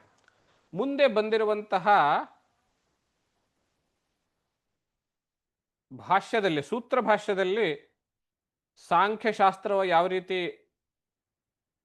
ಪ್ರತಿಪಾದನೆ ಆಗಿದೆಯೋ ಅದರಲ್ಲಿ ಅವರು ಭಗವಂತನ ನಿಮಿತ್ತ ಕಾರಣತ್ವವನ್ನು ಒಪ್ಪೋದಿಲ್ಲ. ಭಗವಂತನಿಗೆ ನಿಮಿತ್ತ ಕಾರಣ ಬೇಕಿಲ್ಲ ಅಂತ ಹೇಳ್ತಾರೆ. ಅಂದರೆ ಭಗವಂತನ ಅಸ್ತಿತ್ವವೇ ಬೇಕಿಲ್ಲ ಅವರಿಗೆ, ನಿಮಿತ್ತ ಕಾರಣದಲ್ಲಿ ಬೇಕಾಗಿಲ್ಲ, ಪ್ರಕೃತಿ ಪುರುಷನಿಂದಲೇ ಆಗ ಹೋಗುತ್ತೆ ಅಂತ ಹೇಳ್ತಾರೆ. ಈ ವಿಷಯಕ್ಕೆ ಸಂಬಂಧಪಟ್ಟಂತೆ ಭಗವತ್ಪಾದರಿಗೂ ಸಾಂಖ್ಯರಿಗೂ ಅಂದರೆ ವಾದ. ಭಾಗವತದಲ್ಲಿ ಕಪಿಲರು ಮಹತ್ತತ್ವಾದಿಗಳನ್ನು ಹೇಳುವಾಗ ಭಗವಂತನು ನಿರ್ಗುಣನು, ಭಗವಂತನು ಅವನೇ ನಿರ್ಗುಣನೇ ಸಗುಣಾಕಾರವನ್ನು ಪಡೆಯುತ್ತಾನೆ, ಅಭಿನ್ನ ನಿಮಿತ್ತೋಪಾದಾನ ಕಾರಣವನ್ನು ಪಡೆಯುತ್ತಾನೆ ಎನ್ನುವಂತಹ ರೀತಿಯಲ್ಲಿ ಯಾವ ರೀತಿಯಲ್ಲಿ ಅದ್ವೈತವನ್ನ ಪ್ರತಿಪಾದನೆ ಮಾಡ್ತೇವೆಯೋ ಅದೇ ಧಾಟಿಯಲ್ಲಿ ಅದೇ ಪದಗಳಿಂದ ಕಪಿಲರು ಸಾಂಖ್ಯಶಾಸ್ತ್ರವನ್ನ ಇಲ್ಲಿ ಪ್ರತಿಪಾದನೆ ಮಾಡ್ತಾರೆ. ಹೀಗಾಗಿ ಭಾಗವತದಲ್ಲಿ ಹೇಳಿರುವ ಕಪಿಲರ ಸಾಂಖ್ಯಯೋಗ, ಪ್ರಸಿದ್ಧವಾಗಿರುವಂತಹ ಸಾಂಖ್ಯರು ಪ್ರತಿಪಾದಿಸುವ ವೇದ ತತ್ವಗಳು ವ್ಯತ್ಯಾಸ. ಪ್ರಸಿದ್ಧವಾಗಿರುವಂತಹ ಸಾಂಖ್ಯರು ದ್ವೈತವನ್ನು ಹೇಳ್ತಾರೆ, ಪ್ರಕೃತಿ ಪುರುಷರ ಎರಡು ಸ್ವತಂತ್ರ ಅಸ್ತಿತ್ವವನ್ನು ಹೇಳ್ತಾರೆ. ಕಪಿಲರು ಅವೆರಡನ್ನೂ ಭಗವಂತನಿಂದಲೇ ಬಂದಿದ್ದು ಎನ್ನುವಂತಹ ಐಕ್ಯವನ್ನು ಹೇಳ್ತಾರೆ. ಕಪಿಲ ಹೇಳುವಂತಹ ಐಕ್ಯದ ಶ್ಲೋಕವನ್ನು ನಾವು ಒಂದೆರಡು ಮೂರು ಗಮನಿಸಿದ್ರೆ ಇದು ಸಂಪೂರ್ಣವಾಗಿ ಅದ್ವೈತವೇ ಆಗಿದೆ ಎನ್ನುವಂತಹದ್ದು ನಮಗೆ ಮನಸ್ಸಿಗೆ ಸ್ಪಷ್ಟವಾಗಿ ಬರುತ್ತದೆ. ಅಂತಹ ಒಂದು ಎರಡು ಶ್ಲೋಕಗಳನ್ನು ನಾನು ನೋಟ್ ಮಾಡಿಕೊಂಡಿದ್ದೇನೆ, ಅದನ್ನು ಇಲ್ಲಿ ನೋಡಬಹುದು.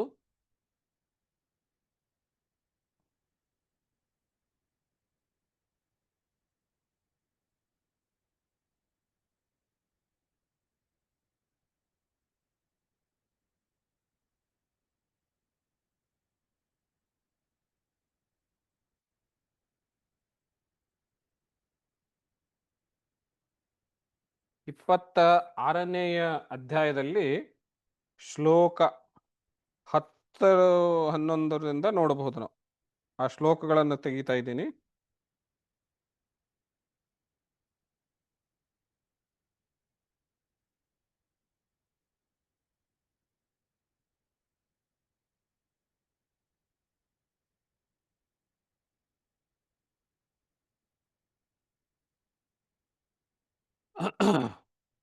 9ನೇ ಶ್ಲೋಕದಲ್ಲಿ 26ನೇ ಅಧ್ಯಾಯ 9ನೇ ಶ್ಲೋಕದಲ್ಲಿ ದೇವಹೂತಿ ತಾಯಿ ಕೇಳ್ತಾಳೆ, ಪ್ರಕೃತೆ ಪುರುಷಸ್ಯಾಪಿ ಲಕ್ಷಣಂ ಪುರುಷೋತ್ತಮ ಬ್ರೂಹಿ ಕಾರಣಯೋರಸ್ಯ ಸದಸಚ್ಚಯದಾತ್ಮಕಂ. ಹೇ ಪುರುಷೋತ್ತಮನೇ, ಈ ಪ್ರಕೃತಿಯ ಮತ್ತು ಪುರುಷನ ಇವರ ಲಕ್ಷಣಗಳು ಹೇಳು, ಮತ್ತು ಇವು ಎರಡರ ಕಾ ಅಸ್ಯ ಈ ಪ್ರಕೃತಿ ಮತ್ತು ಪುರುಷ ಇವೆರಡರ ಕಾರಣಗಳನ್ನ ಹೇಳು. ಸದಸಚ್ಚ, ಸತ್ಯಾವುದು ಅಸತ್ಯಾವುದು ಅದನ್ನು ಹೇಳು ಎನ್ನುವಂತಹ ರೀತಿಯಲ್ಲಿ ಪ್ರಶ್ನೆಯನ್ನು ಕೇಳಿರ್ತಾಳೆ ದೇವಹೂತಿ. ಅದಕ್ಕೆ ಉತ್ತರ ರೂಪವಾಗಿ ಭಗವಂತನು ಕಪಿಲ ಅವತಾರದಲ್ಲಿ ಹೇಳ್ತಾನೆ, ಶ್ರೀ ಭಗವಾನುವಾಚ ಯತ್ತತ್ ತ್ರಿಗುಣಮವ್ಯಕ್ತಂ ನಿತ್ಯಂ ಸದಸದಾತ್ಮಕಂ ಪ್ರಧಾನಂ ಪ್ರಕೃತಿಂ ಪ್ರಾಹುಃ ಅವಿಶೇಷಂ ವಿಶೇಷವತ್.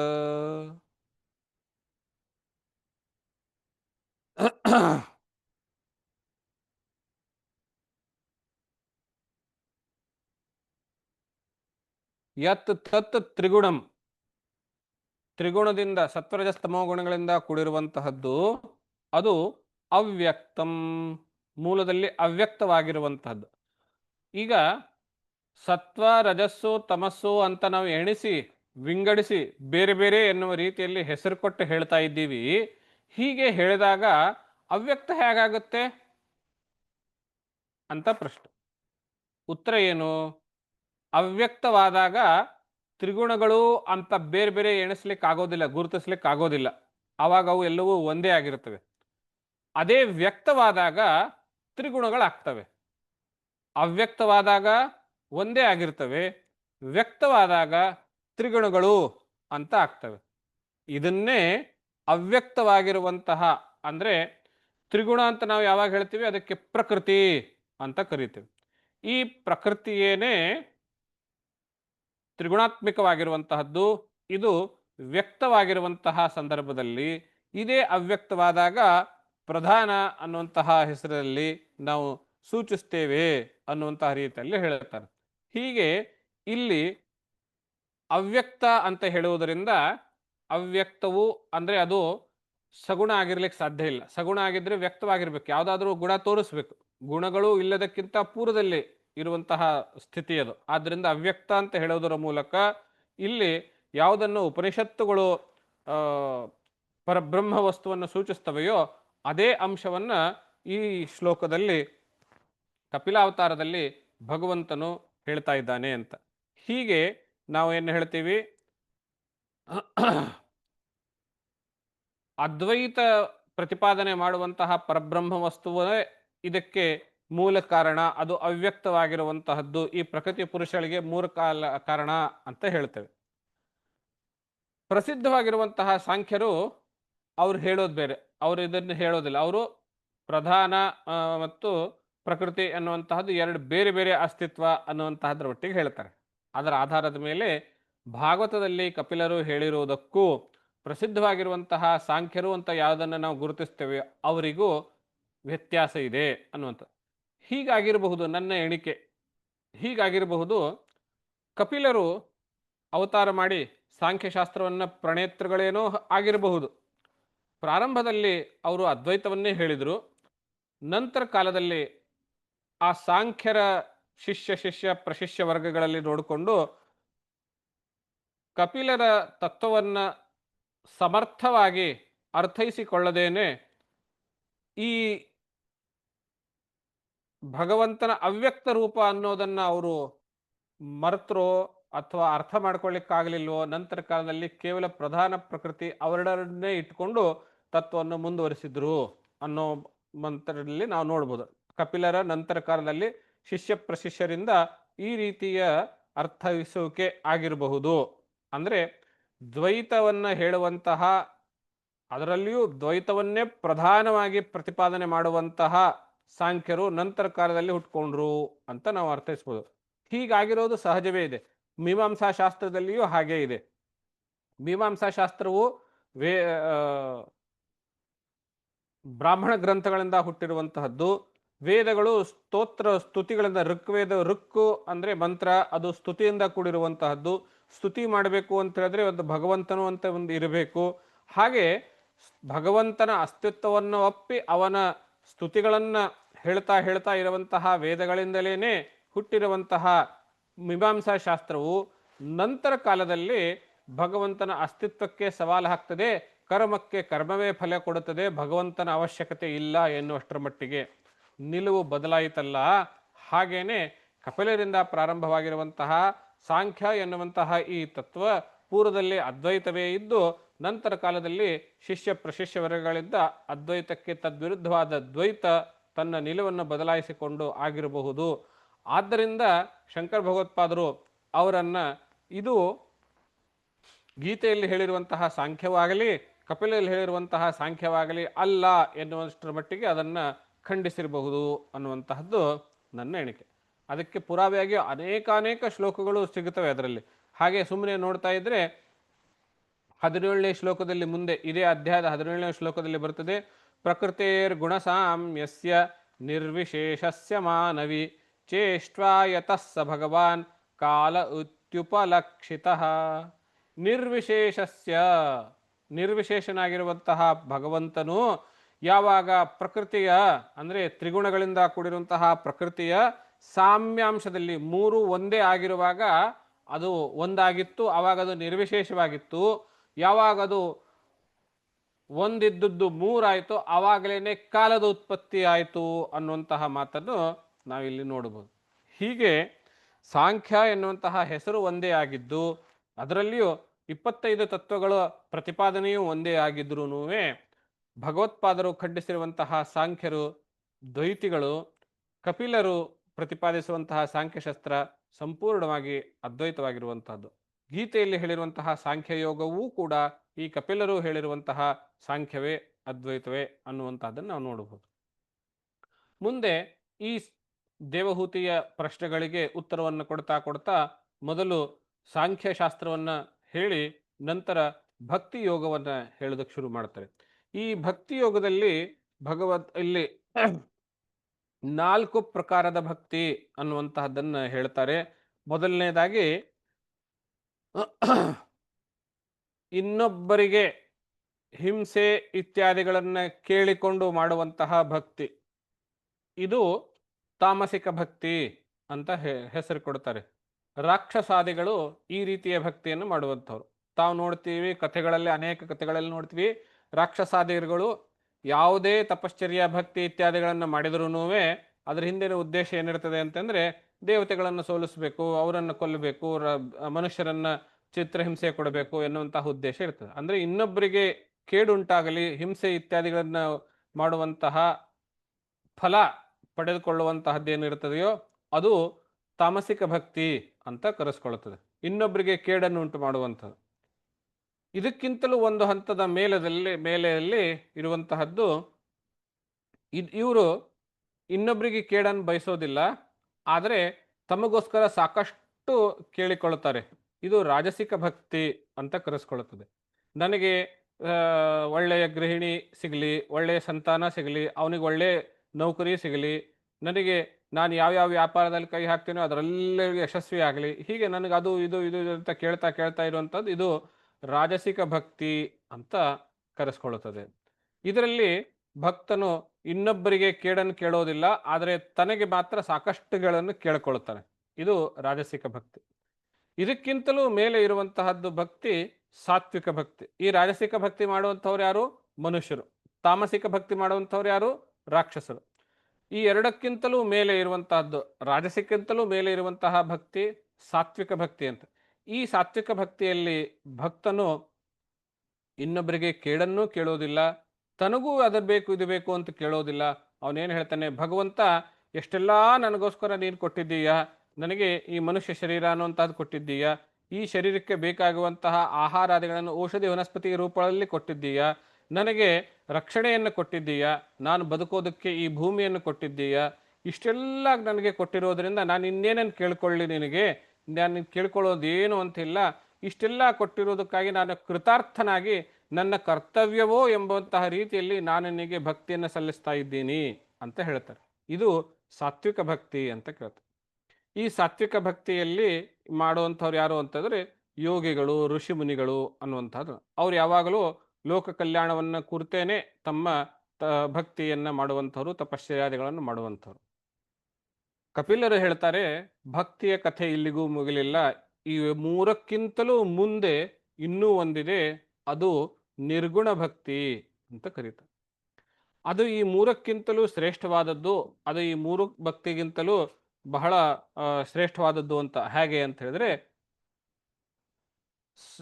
ತಾಮಸಿಕ ಭಕ್ತಿ ಆಗಲಿ, ರಾಜಸಿಕ ಭಕ್ತಿ ಆಗಲಿ, ಸಾತ್ವಿಕ ಭಕ್ತಿ ಆಗಲಿ, ಇವುಗಳಲ್ಲಿ ಭಕ್ತನು ಭಗವಂತನನ್ನು ಕುರಿತು ಭಕ್ತಿಯನ್ನು ಮಾಡ್ತಾನೆ. ಭಗವಂತನು ತನ್ನ ಸ್ಥಾನದಿಂದ, ತನ್ನ ನಿವಾಸದಿಂದ, ವೈಕುಂಠವೋ ಕೈಲಾಸವೋ ಬ್ರಹ್ಮಲೋಕವೋ, ಅಲ್ಲಿಂದ ಭಕ್ತನಲ್ಲಿಗೆ ಬರ್ತಾನೆ. ಭಕ್ತನು ಕೇಳಿದ ವರವನ್ನು ಕೊಡ್ತಾನೆ. ಆಮೇಲೆ ಭಗವಂತನು ಅವನ ಮನೆಗೆ, ಭಕ್ತನು ತನ್ನ ಮನೆಗೆ. ಈ ಮೂರೂ ಭಕ್ತಿಯಲ್ಲಿ ಭಗವಂತ ಮತ್ತು ಭಕ್ತ ಇವರ ಮಧ್ಯದಲ್ಲಿ ಒಂದು ಭೇದ ಅನ್ನುವಂಥದ್ದಿದೆ. ಇವರಿಬ್ಬರನ್ನ ಎರಡು ಬೇರೆ ಬೇರೆ ಅಸ್ತಿತ್ವಗಳ ರೂಪದಲ್ಲಿ ಕಾಣಲಾಗಿದೆ ಈ ಮೂರೂ ಭಕ್ತಿಗಳಲ್ಲಿ. ಅದು ಸಾತ್ವಿಕ ಭಕ್ತಿಯೇ ಆಗಿರಲಿ, ಅದರಲ್ಲಿಯೂ ಕೂಡ ಭಗವಂತನೂ ಬೇರೆ, ಭಕ್ತನೂ ಬೇರೆ. ಭಕ್ತನ ಭಕ್ತಿಯಿಂದ ಪ್ರೀತನಾಗಿ ಭಗವಂತನು ಬಂದು ಭಕ್ತನಿಗೆ ಬೇಕಾದ ವರವನ್ನು ಕೊಟ್ಟು ಆಮೇಲೆ ಭಕ್ತ ಅವನ ಪಾಡಿಗೆ ಅವನು, ಇವನ್ ಪಾಡಿಗೆ ಇವನು ಅನ್ನೋ ಅರ್ಥದಲ್ಲಿ ಇರ್ತದೆ. ಕಪಿಲರು ಹೇಳ್ತಾರೆ, ಈ ನಿರ್ಗುಣ ಭಕ್ತಿ ಅನ್ನುವಂತಹದ್ದು ಏನಿದೆಯಲ್ಲ, ಅಲ್ಲಿ ಭಗವಂತನು ಮತ್ತು ಭಕ್ತನು ಅನ್ನುವಂತಹ ಎರಡು ಪ್ರತ್ಯೇಕ ಅಸ್ತಿತ್ವ ಅನ್ನುವಂತಹದ್ದು ಉಳಿಯೋದಿಲ್ಲ. ಅಲ್ಲಿ ಭಕ್ತನು ಭಗವಂತನಿಗೆ ಏನನ್ನು ಕೇಳೋದಿಲ್ಲ. ಕೇಳೋದ್ಯಾಕೆ? ನಾನು ನೀನು ಬೇರೆ ಅಂತ ಇದ್ರೆ ತಾನೇ ನಾನು ನಿನ್ನಲ್ಲಿ ಕೇಳ್ಕೊಳ್ಳೋದು. ನಾನು ನಿನ್ನಲ್ಲಿ ಏನು ಕೇಳ್ಕೊಳ್ಳೋದು? ಎಲ್ಲ ನಿಂದೇನಿದೆಯೋ ಅದೆಲ್ಲವೂ ನನ್ನದೇನೆ, ನಿನ್ನಲ್ಲಿ ಏನೇನಿದೆ ಅದೆಲ್ಲವೂ ನನ್ನದೇ. ಈ ಜಗತ್ತೆಲ್ಲ ಸೃಷ್ಟಿ ಮಾಡಿದ್ದು ನೀನು ಅಂತ ಅಲ್ವಾ? ಆದ್ದರಿಂದ ಈ ಜಗತ್ತೆಲ್ಲ ಸೃಷ್ಟಿ ಮಾಡಿದ್ದು ನಾನೇ ಅನ್ನೋ ರೀತಿಯಲ್ಲಿ ಭಗವಂತ ಮತ್ತು ಭಕ್ತರಲ್ಲಿ ಅಭೇದ ಭಾವ ಅನ್ನುವಂತಹದ್ದು ಯಾವಾಗ ಬರುತ್ತದೆಯೋ ಅದು ನಿರ್ಗುಣ ಭಕ್ತಿ ಅಂತ. ಈ ನಿರ್ಗುಣ ಭಕ್ತಿಯಲ್ಲಿ ಭಗವಂತನು ತನ್ನ ಯಾವುದೋ ಲೋಕದಲ್ಲಿ ಇರೋದಿಲ್ಲ, ಆದರೆ ಭಕ್ತನ ಮನಸ್ಸಿನಲ್ಲಿಯೇನೇ ಇರ್ತಾನೆ, ಭಕ್ತನ ಹೃದಯಾಂತರದಲ್ಲಿಯೇನೇ ಇರ್ತಾನೆ. ಈ ನಿರ್ಗುಣ ಭಕ್ತಿಯಲ್ಲಿ ಭಗವಂತನು ಯಾವುದೋ ಒಂದು ಸಂದರ್ಭದಲ್ಲಿ ಪ್ರತ್ಯಕ್ಷವಾಗೋದಿಲ್ಲ, ಹೊರತಾಗಿ ಭಗವಂತನು ಭಕ್ತನ ಮನಸ್ಸಿನಲ್ಲಿ ನಿರಂತರವಾಗಿ ಸಾಕ್ಷಾತ್ಕಾರಗೊಂಡಿರುತ್ತಾನೆ. ಹೀಗೆ ಇಷ್ಟು ಎರಡು ಮೂರು ರೀತಿಯ ವ್ಯತ್ಯಾಸಗಳನ್ನು ತೋರಿಸಿ ಕಪಿಲರು ಈ ನಿರ್ಗುಣ ಭಕ್ತಿಯೇನೇ ಪರಮಶ್ರೇಷ್ಠವಾದದ್ದು ಅಂತ ತಾಯಿಯಾದಂತಹ ದೇವಹೂತಿಗೆ ಮೊದಲು ಸಾಂಖ್ಯಯೋಗವನ್ನ, ಆಮೇಲೆ ಭಕ್ತಿ ಯೋಗವನ್ನ ವಿವರಿಸಿದ ನಂತರ ತಾಯಿಯಾದಂಥವಳು ಸಾಂಖ್ಯ ಅನ್ನುವಂತಹದ್ದು ಬಹಳ ಚುರುಕು ಬುದ್ಧಿ ಇದ್ದವರಿಗೆ ಅದು ಉಪಯೋಗ, ನನ್ನಂತಹ ಮಂದಮತಿಗೆ ಭಕ್ತಿನೇ ಶ್ರೇಷ್ಠವಾದದ್ದು, ಭಕ್ತಿಯೇನೇ ನನಗೆ ಬಹಳ ಅನುಕೂಲವಾದದ್ದು ಎನ್ನುವಂತಹ ರೀತಿಯಲ್ಲಿ ಭಕ್ತಿ ಯೋಗಕ್ಕೆ ಪ್ರಶಂಸಿಸಿ ತಾನು ಆ ಭಕ್ತಿ ಯೋಗದಲ್ಲಿ ಮುಂದುವರೆದು ಆತ್ಮೋದ್ಧಾರವನ್ನು ಮಾಡಿಕೊಳ್ತಾಳೆ ಅಂತ. ಅಥವಾ ಕಪಿಲನ ಉಪದೇಶದಿಂದ ದೇವಹೂತಿಯು ಜ್ಞಾನವನ್ನು ಪಡೆದುಕೊಂಡು ಉದ್ಧಾರವನ್ನು ಹೊಂದುತ್ತಾಳೆ. ಅಂದರೆ ತಾನು ಇದೇ ಶರೀರದಲ್ಲಿ ಇದ್ದುಕೊಂಡು ಆನಂದವನ್ನು, ಶಾಶ್ವತ ಆನಂದವನ್ನು ಹೊಂದುತ್ತಾಳೆ ಅನ್ನುವಂಥದ್ದು. ಇನ್ನು ಮುಂದೆ ನನಗೆ ಜರಾ ಮರಣದ ಭಯ ಇಲ್ಲ ಅನ್ನೋ ಮಾತನ್ನು ಹೇಳ್ತಾಳೆ. ಮುಪ್ಪು ಸಾವಿನ ಭಯ ಅನ್ನುವಂಥದ್ದು ಇಲ್ಲ ನನಗೆ ಅಂತ ಹೇಳ್ತಾಳೆ. ಅಂದರೆ ಆ ಮುಪ್ಪು ಆಗಲಿ ಸಾವಾಗಲಿ ಅದೇನಾದರೂ ಇದ್ರೂ ಅದು ಶರೀರಕ್ಕೆ, ನನಗೇನಲ್ಲ, ನಾನು ಭಗವಂತನ ಸ್ವರೂಪೇನೇ ಇದ್ದೇನೆ ಎನ್ನುವಂತಹ ರೀತಿಯಲ್ಲಿ ಸಾವು ಮುಪ್ಪುಗಳ ಭಯವನ್ನು ತೊರೆದು ಅಭಯವನ್ನು ಹೊಂದಿ ಭಗವಂತ ಜೀವನ್ ಮುಕ್ತಳಾಗ್ತಾಳೆ ಅನ್ನುವಂತಹ ಮಾತನ್ನು ನಾವಿಲ್ಲಿ ನೋಡಬಹುದು. ಹೀಗೆ ತಾವು ಇಲ್ಲಿ ಗಮನಿಸಬೇಕಾಗಿರುವಂತಹ ಇನ್ನೂ ಒಂದು ಸೂಕ್ಷ್ಮ ಏನು ಅಂತ ಹೇಳಿದ್ರೆ, ಸಾಧಾರಣವಾಗಿ ನಾವು ಏನು ಮಾತಾಡ್ತೀವಿ, ತಂದೆ ತಾಯಿಗಳನ್ನ ಉದ್ಧಾರ ಮಾಡಬೇಕು ಅಂತಾದರೆ ಸಂತಾನವನ್ನು ಪಡೆದು ಶ್ರಾದ್ದಾದಿಗಳನ್ನು ಮಾಡ್ತಾ ಮಾಡಿದರೆ ಆವಾಗ ಅವರು ಉದ್ಧಾರವಾಗ್ತಾರೆ ಅನ್ನುವಂಥದ್ದು. ಅದು ಜನರಲ್ ನಿಯಮ, ಆದರೆ ಸಾಮಾನ್ಯ ನಿಯಮ. ಆದರೆ ಯಾವಾಗ ಜ್ಞಾನ ಉಂಟಾಗ್ತದೆಯೋ ಆವಾಗ ಶ್ರಾದ್ದಾದಿಗಳಿಗೆ ಬೆಲೆನೇ ಇಲ್ಲ. ಇಲ್ಲಿ ಕಪಿಲರು ತಾಯಿಯಾದಂತಹ ದೇವಹೂತಿಗೆ ಜ್ಞಾನೋಪದೇಶವನ್ನ ಮಾಡಿ ಇವಾಗಲೇ ಮುಕ್ತಿಯನ್ನು ಕೊಡಿಸಿರುವಂತಹದ್ದು, ಶರೀರದಲ್ಲಿರುವಾಗಲೇ ಜೀವನ್ಮುಕ್ತಿತ್ವವನ್ನು ಕೊಡಿಸಿರುವಂತಹದ್ದು. ಇದು ಶ್ರಾದ್ದಾದಿಗಳಿಂದ ಪಡೆದಿರುವಂತಹ ಸ್ವರ್ಗಾದಿ ಲೋಕಗಳಿಗಿಂತಲೂ ಶ್ರೇಷ್ಠವಾಗಿರುವಂತಹದ್ದು. ಆ ಕಾರಣದಿಂದ ಯಾರು ಜ್ಞಾನಿಯಾಗಿರ್ತಾರೆ, ಸಾಧಾರಣವಾಗಿ ಪ್ರಶ್ನೆ ಬರಬಹುದು, ಗಂಡ ಸಂತಾನವನ್ನೇ ಪಡೆದುಕೊಂಡು ಕರ್ದಮ ಮತ್ತು ದೇವಹೂತಿಯರು ಅದೇನ್ರಿ ಪ್ರಯೋಜನ ಪಡೆದ್ರು, ಅವನು ಮದುವೆ ಆಗಲಿಲ್ಲ, ಕಪಿಲ ಸಂತಾನ ಪಡೀಲಿಲ್ಲ, ಇವ್ರು ಹೇಗ್ರಿ ಉದ್ಧಾರ ಆದರು ಅಂತ ಪ್ರಶ್ನೆ ಕೇಳಬಹುದು. ಅದಕ್ಕೆ ಉತ್ತರ ಏನು? ಕರ್ದಮ ಪ್ರಜಾಪತಿಯು ಸನ್ಯಾಸವನ್ನು ಪಡೆದುಕೊಂಡು ಜ್ಞಾನ ಮಾರ್ಗವನ್ನು ಅನ್ವೇಷಿಸಿ ಅವರು ಆತ್ಮೋದ್ಧಾರವನ್ನು ಮಾಡಿಕೊಂಡರು. ದೇವಹೂತಿಗೆ ಕಪಿಲನು ಜ್ಞಾನವನ್ನು ಉಪದೇಶ ಮಾಡಿ ದೇವಹೂತಿಯ ಉದ್ಧಾರವನ್ನು ಮಾಡಿದನು. ಆ ಕಾರಣದಿಂದ ಅವರಿಗೆ ಶ್ರಾದ್ದಾದಿಗಳ ಅವಶ್ಯಕತೆ ಅನ್ನುವಂತಹದ್ದು ಇರೋದಿಲ್ಲ ಅನ್ನುವಂಥದ್ದು. ನಾನು ಇತ್ತೀಚೆಗೆ ನಿನ್ನೆನೋ ಇವತ್ತೋ ಒಂದು ಹೊಸ ವಿಷಯವನ್ನು ಕೇಳಪಟ್ಟೆ. ಆ ವಿಷಯ ಇಲ್ಲಿ ಅನ್ವಯಿಸಬಹುದು ಅಂತ ನನಗನ್ನಿಸುತ್ತೆ. ಕೆಲವೊಂದು ವಿಶೇಷ ಸಂಸ್ಥೆಗಳು, ಅಂತಾರಾಷ್ಟ್ರೀಯ ಮಟ್ಟದಲ್ಲಿ ಕೆಲವೊಂದು ವಿಶೇಷ ಸಂಸ್ಥೆಗಳು, for example London school of economics, ಅಲ್ಲಿಗೆ ಪ್ರೊಫೆಸರ್ ಆಗಿ ಹೋಗುವಂಥವರಿಗೆ ಒಂದು ವಿಶೇಷ ರೀತಿಯ ಕಾರ್ಡ್ ಕೊಡ್ತಾರೆ, ಹೈ ಪೊಟೆನ್ಷಿಯಲ್ ಇಂಡಿವಿಜುವಲ್ ಅಂತ. ಈ ಕಾರ್ಡ್ ಯಾರನ್ನು ಪಡೀತಾರೆಯೋ ಅವರಿಗೆ ಬೇರೆ ಬೇರೆ ದೇಶಗಳಿಗೆ ಹೋಗಬೇಕಾದ್ರೆ ವೀಸಾ ಅವಶ್ಯಕತೆ ಇರೋದಿಲ್ಲ ಅಂತ ಕೇಳ್ಪಟ್ಟೆ. ಅಂದರೆ ನಾವು ಒಂದು ದೇಶದಿಂದ ಇನ್ನೊಂದಕ್ಕೆ ಹೋಗಬೇಕು ಅಂದರೆ ಆ ದೇಶದವರು ಪರವಾನಗಿ ಕೊಡಬೇಕು, ವೀಸಾ ಕೊಡಬೇಕು. ಆದರೆ ಈ ಹೈ ಪೊಟೆನ್ಷಿಯಲ್ ಇಂಡಿವಿಜುವಲ್ಸ್ಗಳಿಗೆ ಯಾವುದೇ ದೇಶದ ವೀಸಾ ಅಗತ್ಯ ಇರೋದಿಲ್ಲ ಅಂತ. ಹಾಗೆ ನಾವು ಗಮನಿಸಿದರೆ ಯಾರು ಸಾಧಾರಣವಾಗಿ ಈ ಲೋಕದಿಂದ ಮೇಲೆ ಲೋಕಕ್ಕೆ ಹೋಗಬೇಕು ಅಂತ ಹೇಳಿದ್ರೆ ಶ್ರಾದ್ದ ಎನ್ನುವಂತಹ ಕರ್ಮದ ಮೂಲಕ ಆ ಪಿತೃಲೋಕದ ವೀಸಾ ಪಡೆದುಕೊಳ್ಳಬೇಕು.